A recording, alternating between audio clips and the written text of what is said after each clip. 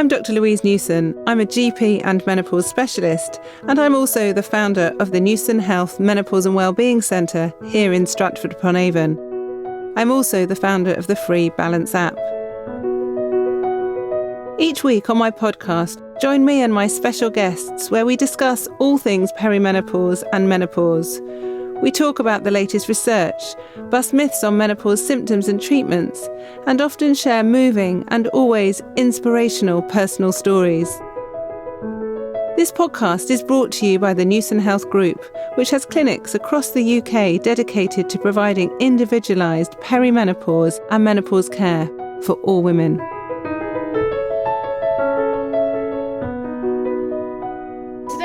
I've got another clinician who is in US and really excited, actually. I've been stalking her for a while. We've been sharing each other's posts sometimes, and it's great because we think the same in the way that we work, the way we practice, and the way that we educate people globally as well.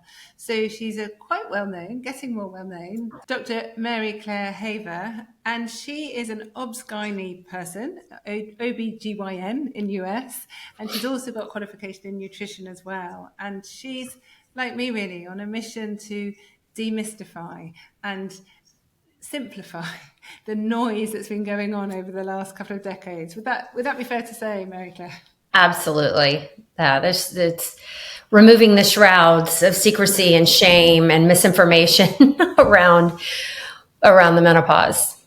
Yeah, and it's really interesting actually. So about 8 years ago now, when the International Menopause Society produced their guidance and NICE over in the UK produced their menopause guidance, I went to the International Menopause Society conference, and all these people were talking about menopause and the health risks and the problems and how safe HRT is. And I sat in this auditorium thinking, what can I do? How can I help women? Like, I'm only seeing 20, 30 women a day. I was a GP then and I was busy and I thought, I'm never going to make a big difference. So what can I do? And I thought, right, I'm going to play with media and social media because technology is the only way we can reach people.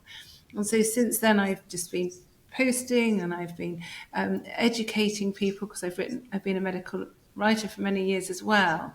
And it's been really empowering. But it's a really incredible space that, 30 years ago, we couldn't have educated in this way. Mm-mm. No. I am shocked about my own growth on social media. I knew I was a good communicator. I knew I could talk to patients in a way, breaking down complicated medical information into something a layperson without my background and training can understand. I'd done it for years, talking about risk benefits of medications and surgeries, et cetera, in my practice. And then learning how to translate those skills onto social media has been such a wonderful kind of surprise for me. And it's just the feedback that I'm getting from my followers about, you've changed my life. You gave me tools to advocate for myself. You've given me hope. You have, I thought I was crazy. I was gaslit. I was dismissed. And now I feel like I have a set of skills that I didn't have before that I can take to make my health better moving forward. And that to me is everything. It's incredible, isn't it? Because I'm sure you, like me, went to medical school because we wanted to help people feel better, but also we wanted to reduce the risk of diseases. And there's very little in medicine where you can really do that. I've held diabetes clinics and I've run asthma clinics, and it's still quite difficult because people don't get completely well, or they're not taking the medication properly, or they get side effects to their medication or whatever. Whereas my menopause clinic is just transformational medicine. But actually, to hear the stories where you're people that you don't know, you're never going to meet, you're never going to make any money from them, it's not a commercial situation.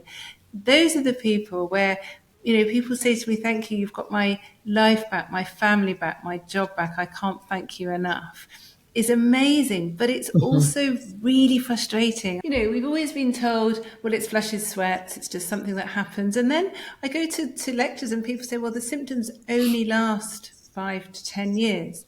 Only? I don't understand. Do you let people suffer? It doesn't really make sense. And then when I sort of explain to people how important our hormones are biologically, how they help with mitochondrial function, how they reduce oxidative stress, how they're anti-inflammatory, how they work in our brain, and our brain produces these hormones. You can see the gynecologist going, what's she talking about? The menopause is just about a few symptoms. And so when there's this big debate about medicalizing the menopause with HRT and it should be a natural transition, I find it quite difficult to think that women, the majority of women globally, are being refused this evidence-based treatment or not allowed to have it or don't know it's available. There's obviously different reasons why people don't take it. But Right. It's not usually because women don't want it. It's just they can't access it. They can't. Yeah. There's definitely barriers to access in the US. If you're fortunate enough to have traditional medical insurance, and but we have a huge percentage of our population that does not have access to, what would make it easier for most people. But even if you do have it, you walk into your clinician's office and there's barrier after barrier after barrier. And probably one of the biggest barriers is just lack of education and training around menopause and, not only symptom relief, but the potential preventative aspects of hormone therapy. And those are just being completely dismissed and ignored. And why do you think they are being dismissed and ignored? Because there's good evidence and it makes sense as well. So it's really important when we look at studies, we don't interpret them in isolation, because obviously you can skew data, you can have different trial population that don't translate to real world data. But actually we know our hormones are very anti-inflammatory. So when we think about heart disease risk reduction, we know estradiol is anti-inflammatory on the endothelium. It helps relax the blood vessels. It helps lower blood pressure. It helps the way our kidneys work, so all that fluid balance and everything else as well. And we know it reduces atheroma, reduces cholesterol. So it makes sense that when people have HRT, it lowers their risk of heart disease. And we've got studies that show that. But I know, like over in the US and over here, a lot of the societies will say there isn't enough evidence. So then people then get scared. But actually, there's better evidence that giving HRT for primary prevention of heart disease than there is compared to a statin or a blood pressure lowering drug. Right. But even so, there's still this antagonism saying, no, there isn't, no, there isn't. And I don't understand why we have to try and not have this professional curiosity and look at the data and look at the common sense as well. I think it makes it harder.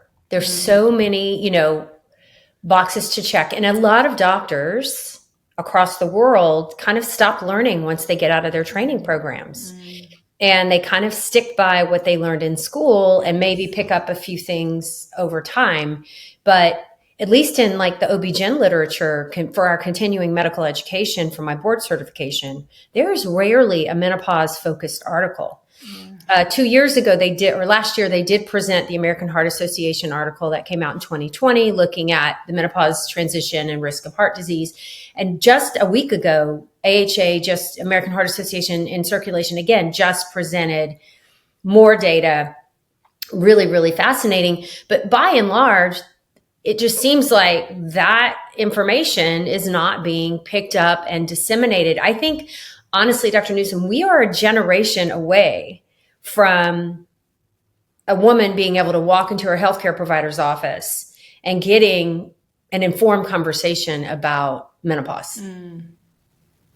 Yeah, I think the times are changing. I mean, on Wednesday, I was chairing a women's health education event, and there were thousands of doctors there because there were lots and lots of other things going on. There was heart disease and various other streams. But it was the first time they'd had a menopause education sort of tent, if you like, lecture theatre. And the organisers, I did try and warn them that it would be busy, but they literally couldn't fit everyone in the lecture theatre. And it was like the first day of the sales. There were so many people wanting to know, which was wonderful. Like a few years ago, the tent would have been empty. No one would have been interested. And there are some fantastic healthcare professionals who have this curiosity, who are understanding, but also a lot of them say to me, gosh, since I've been prescribing HRT, the women aren't coming back every week. They're not having all these symptoms. They're able to reduce their blood pressure treatment. They're coming off their antidepressants. And this really is amazing. And in medicine, when you learn and you do something, then you learn more and then you apply it and hopefully teach your colleagues. So this ripple effect is definitely happening, but there are still certain doctors and clinicians, not just doctors, who are very resistant to change, and it's really difficult making a change, isn't it? It is. It is, and it's like you say, it's the doctors who are approaching new data with curiosity, and those are hard to find. I think because in both of our healthcare systems, doctors are overwhelmed. Yes. The burden of so many patients to see in a day in order to pay your bill, reimbursements are going down in the United States. You're having to do more ancillary care. And it takes a long time to take a woman with 19 symptoms and tease out all of the important information to determine, is this really perimenopause, or is this hypothyroidism? Is it both? Is it autoimmune disease? Is it, primary hypertension? So, and without that good baseline of training and knowing how to recognize these things, it's just hard. Yeah. And, we have a long way to go to, I think this is not just an OBGYN thing. You're a GP. This is an all medicine thing. This is Absolutely. All specialties need to include menopause, like female healthcare. I don't want to call it menopause. This is women's health. I totally agree. And it's actually, I was thinking the other day, it's more health of women rather than women's health. And there is a subtle difference in that when we say women's health, it's always about contraception. It's about fertility. It's about periods. And I don't want to be defined by my fertility status or whether I have periods or not. I'm 53, forget it. But actually, I don't even want to be called menopausal. I just want really good health. And so when you talk about health of women, then you're including cardiovascular health, you're including brain health, and I think that's where we've got to put the change. And I don't want to see myself as a menopause specialist, because I actually see a lot of perimenopausal women or a lot of women with PMS and PMDD. So it's the hormonal changes, but it's not, like you say, there's so many other hormones as well. There's this block when it comes to these 3 hormones that we all need, and men need too, of course. I'm writing that down, the health of women. I love that so much. I think that is the change that needs to happen. And I talk a lot about this on social, and I'm stealing the phrase from Dr. Stacy Sims, who's an exercise physiologist who looks at muscle strength training and health in regards to females, very different than males. And she says over and over again, we are not little men. So there's a lot of historical context around medicine that a lot of the tests, the drugs, the pharmacology were done on the average 30-year-old white male. And all of that, data gets extrapolated to other cultures, other races, and other genders. And it's just not how we work, and then when you layer on estrogen deprivation and hormone and the fluctuations in our cycles premenopausal and then the loss of them postmenopausal, we're very different medical beings. And we need, half of the budgets of the NIH, and I don't know what for the health of women, I think we need half of all of the research budgets. Yeah, half. Absolutely. I totally agree, because otherwise it gets fragmented. There's a little budget for women's health, and then it gets fragmented quite rightly. Yeah, fragmented quite a bit. Endometriosis and fertility, which is really important. But when I speak to cardiologists and say, do you prescribe hormone replacement therapy? Oh no. But do you see women with palpitations? Oh yeah, lots of women in their 40s and 50s. Would you ever give it? And then psychiatrists, no, we don't. But then that doesn't help. And then so many people say to me, do you know what, we're so bored of listening to the menopause. It's gone on for so long. And then when I say, actually, only 14% of women in the UK who are menopausal take HRT, it's a real shock. But, you're going to shock the audience by saying what's the percentage of women in the US? It's 4%. 4%. And pre-WHI, it was about 30%, wasn't it? Here it was about 40. 40. Mm-hmm. So 40%, and it was on the increase, wasn't it? Yeah, it was trending this was before the study that was the biggest car crash for women's health. And actually, the study, even when you look at it in the worst eyes, it's not that bad a study. It still shows benefits of hormonal replacement therapy. Right. And it showed wonderful information on protein intake and frailty. And there's good information that came from it. Yeah, it was a good study. And now we've just nail on the coffin for HRT. And from 40 to 4%, and I know your heart disease rates have really increased. And of course, it's not just hormones. You know, Right. nutrition's got worse, obesity's got worse.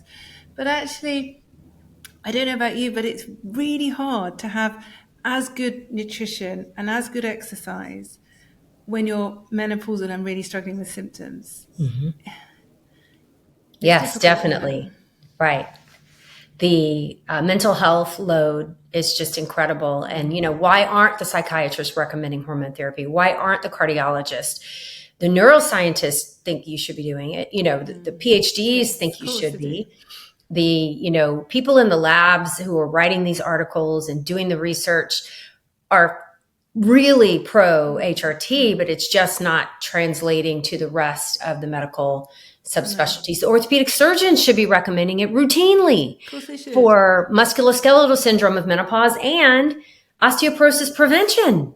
Yes, and it's licensed in the UK. It's certainly licensed as a treatment for osteoporosis. So anyone who has an osteoporotic fragility fracture should be thinking about having HRT. And certainly rheumatologists, you know, the people with muscle and joint pains, and the urologists. I've done some training with the British Association of They're better about vaginal estrogen. They are a lot better with vaginal estrogens, absolutely. But then we've got intrarosa, which obviously helps with testosterone.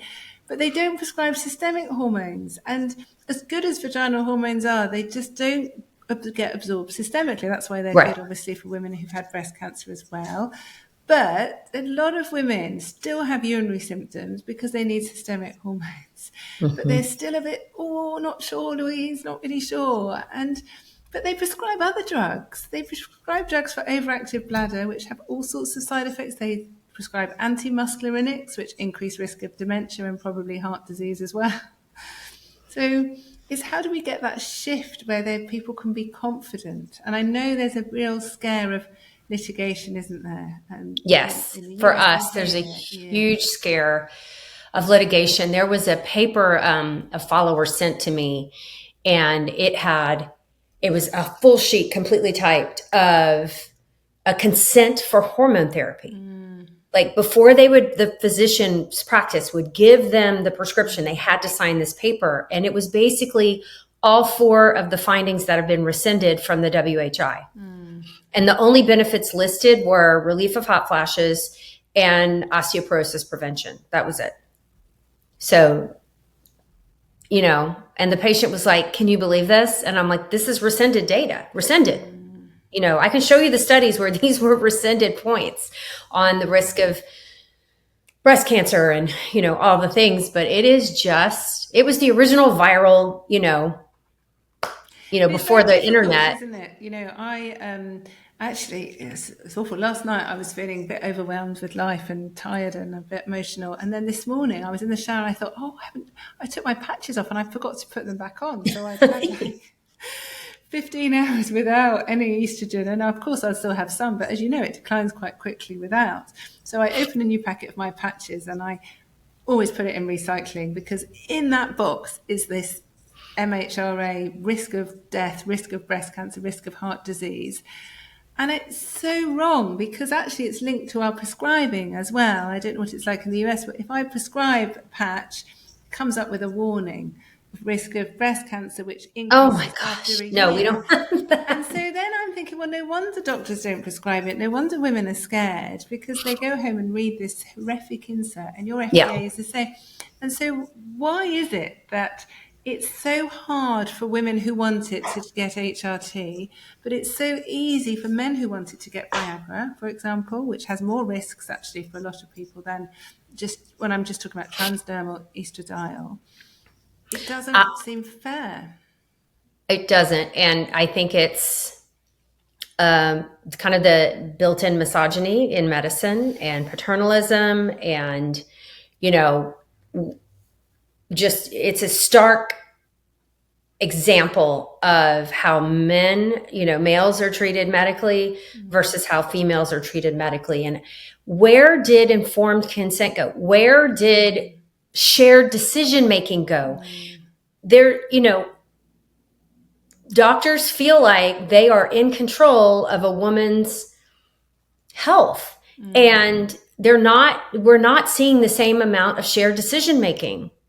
Women No, aren't given the option. You see, I think this is really interesting because we know there are health risks of being overweight and smoking. Of course we do. But I would never refuse treatment of any treatment. I'm not talking about hormones here, any treatment. I wouldn't say to someone, you've got raised blood pressure, you're overweight and you smoke, I'm not going to give you any treatment because your lifestyle increases your risk.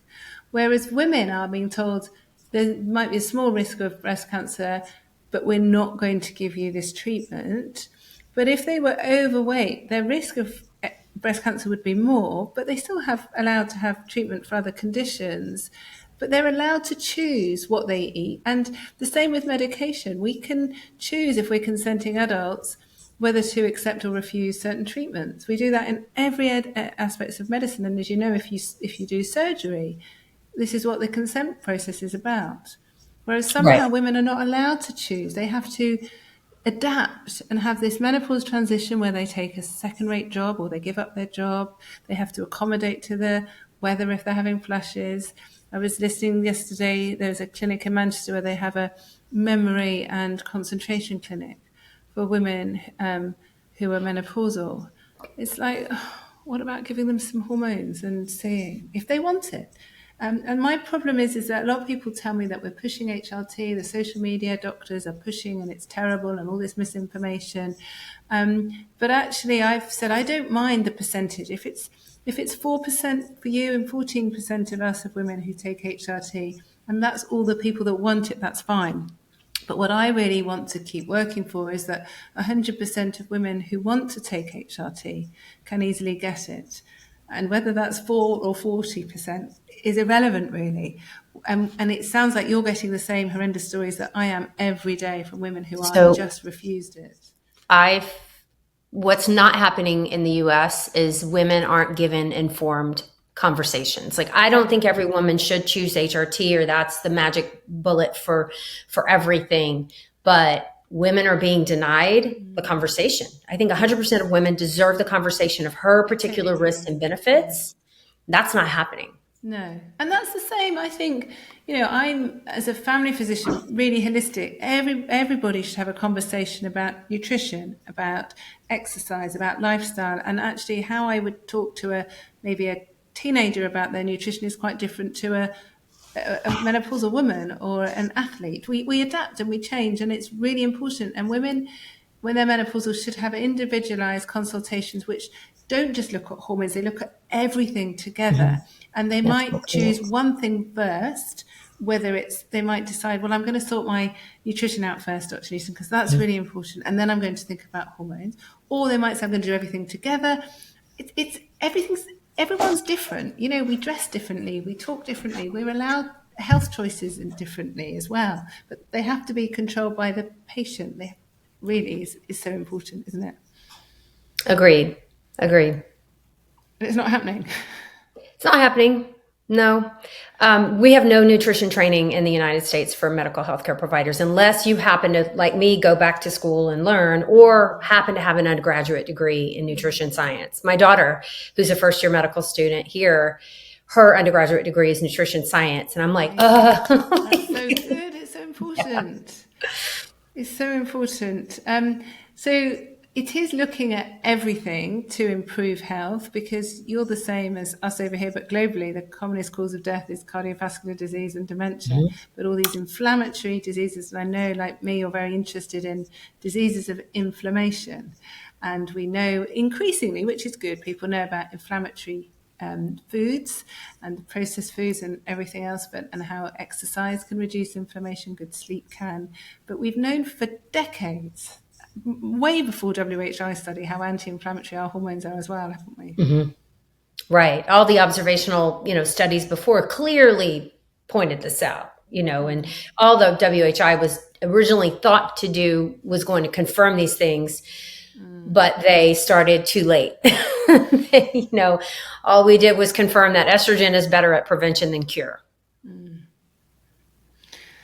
So moving forwards, we've got a lot to do in it, and the platform that you have, you've got your book that's coming out, which is great, and And you're very, like me, actually, you're very open about your own experience and your own strengths and weaknesses as well, which I think is really good for people to listen to. I know some medical professionals over here really don't like it when I talk about my own experience. They've told me off. But actually, I think it's good for people to know that we are human.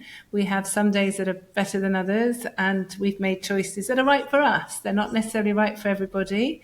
But I think showing that you're so motivated with your own health has got to be a good thing. Again, I think transparency is everything. And I think trying to create this false narrative of you're not human and you don't have good days and bad days. And it's all about moving that needle towards a better health for women. And that's going to incorporate nutrition, exercise, stress reduction. And you're not going to check every box every day, but we all can be healthier. Yes. And there's multiple paths to get there. Absolutely. And it doesn't happen overnight as well, I think, is the other thing. It's so easy to look at people and think, oh, wow, but you have to chip away at things, and not do it alone, I think, is really important, isn't it? So in my clinic, my patients are not coming in wanting to look great in a bikini. I mean, that would be nice, but that is not their motivation. They're looking at their mothers. They're looking at their aunts. They're looking at older women in their generation and seeing the frailty, seeing the dementia, seeing the heart disease, seeing that 10 years of chronic disease and that long slog till death. And they know women live longer than men, but we live 20% of our lives in poorer health than men. And they're like, I don't want that. And one of the biggest motivators for me, after dealing with my parents and my older brothers, I don't want to burden my children with the pain of my chronic illness as much as I can do to avoid that. And that is really a big motivator for most of my patients, is they don't want their children to disrupt their lives to come home to take care of them. They want their children to be living their best life and for them to be living with them, in a way that is supportive and not the children taking care of the parents. Yeah. Or for as little as possible. And that is so important because, we are generally living longer, and it's not the age we die, it's the journey to that age and how we can keep as well as possible. Because I want to be independent. I don't want to be cooped up in a nursing home. I want to be able to think as well. My mother is really mentally active and reads a lot and is interested in life, and I want to do that. It's not the age that I die, it's how I keep going. And you have to invest now for the future, and sometimes if you don't, it's never too late. But the earlier you realize that simple hacks in your life can make a difference. Yeah, it's really important. But knowledge is power, actually. And I think what we're both doing between us, and there's some great people across the world, there's some really good healthcare professionals who are joining our little group, is enabling people to have access to data that they couldn't have before. And, like me, you're very evidence-based. You read papers and then you share, like top line. And I think that's crucial because in the past, patients haven't been allowed this information. And I know some doctors still don't like it, but I think it's wonderful to be able to educate people, don't you? I do. I think that's everything. That's my favorite thing to do. I get so excited every morning I read articles and I can't wait to share the things that I find. Yeah, I think so. And I think, I've said to many people, I'm just a messenger. Like, don't shoot the messenger. I'm just regurgitating evidence. And if it's evidence that you don't like or it feels uncomfortable, but actually, I think we deserve to know and increase our knowledge, don't we? Mm-hmm. Agreed. So, lots to do. We've done a huge amount, but it still doesn't feel enough. I don't know about you, but I feel inadequate every day and think about all the things I need to do, not the things I've done. But what we're doing is definitely making a difference. People are listening and people are very grateful, and that's really important. So before I end, Mary-Claire, I always ask for 3 tips. And so 3 things that you think globally would make the biggest and quickest difference to improve the health of menopausal women.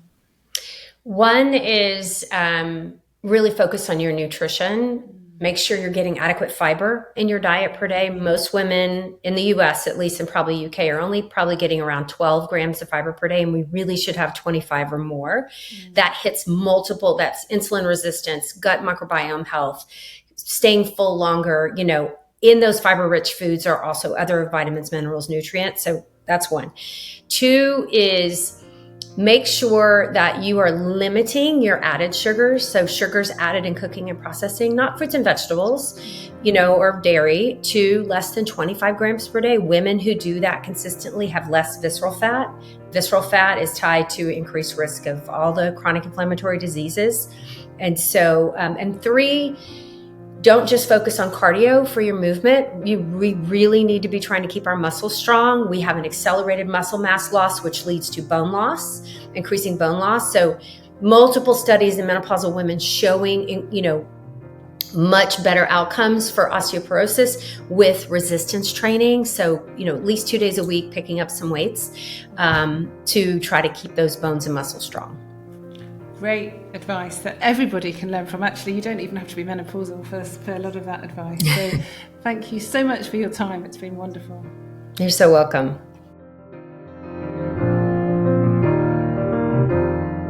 You can find out more about Newson Health Group by visiting www.newsonhealth.co.uk. And you can download the free Balance app on the App Store or Google Play.